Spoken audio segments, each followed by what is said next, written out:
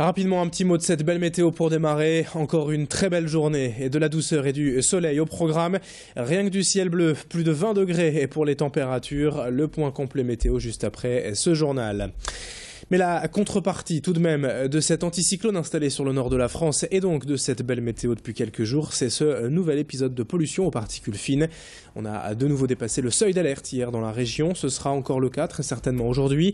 Et comme d'habitude, attention aux personnes sensibles, évitez toute activité physique.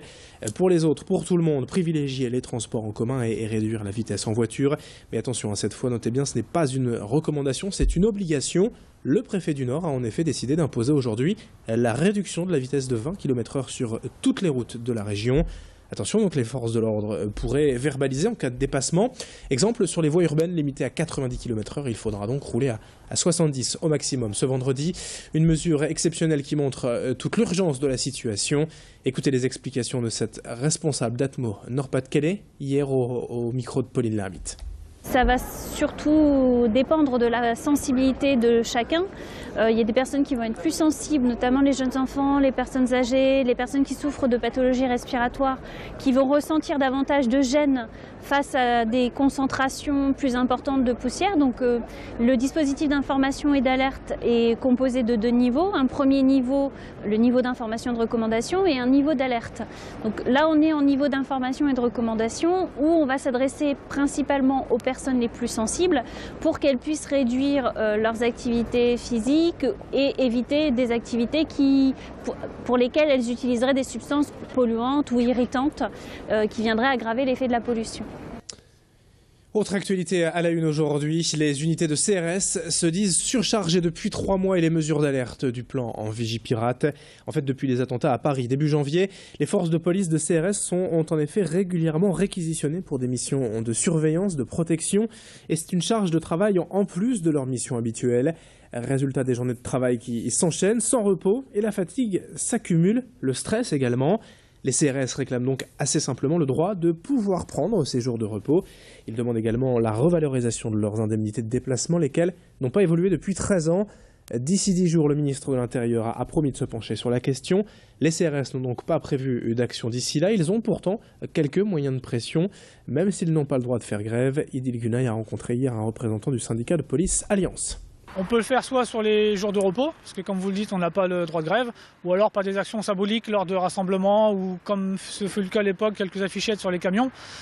Mis à part ça, c'est vrai que notamment on n'a pas forcément de moyens autres.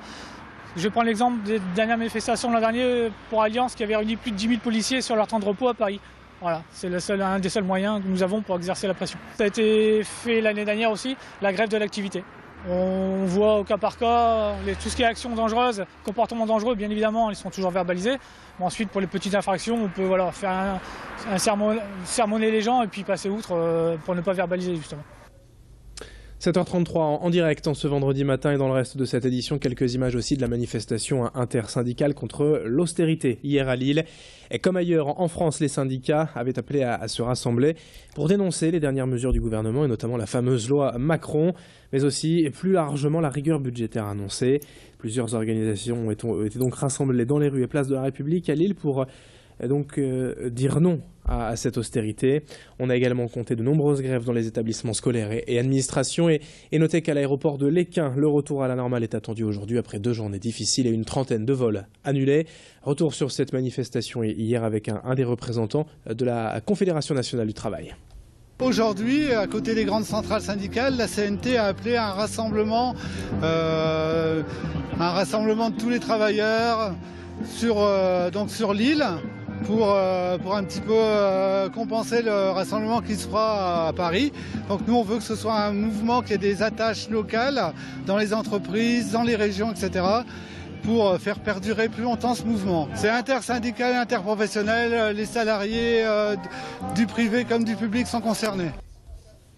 Et puis on termine ce journal avec la 5e saison de Viva l'Opéra dans les cinémas UGC. 5e saison consécutive.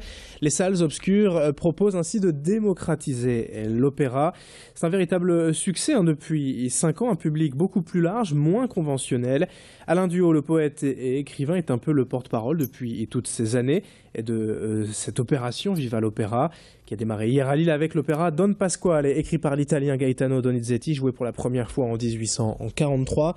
La prochaine saison est en cours de préparation et on écoute Alain Duhaut qui nous en parle. Terminons cette saison en Italie, enfin du moins avec l'opéra italien. Le prochain, ça sera Anna Bolena. C'est du même Donizetti qui a composé Don Pasquale, mais c'est un opéra cette fois qui est une tragédie. Et on terminera la saison avec le Contori. C'est un opéra très peu connu de Rossini, mais qui a d'abord une mise en scène absolument drôlissime. C'est une comédie qui est pour ouvrir l'été, donc qui est légère. Et une comédie un peu à la Jacques Tati, pour prendre un rapport au cinéma, et qui est portée par une des plus grandes stars de l'opéra, connue de tous ceux qui même n'ont jamais entendu un opéra de leur vie, la grande Cecilia Bartoli, qui évidemment sera une sorte de feu d'artifice pour ouvrir l'été avant de reprendre la nouvelle saison en septembre.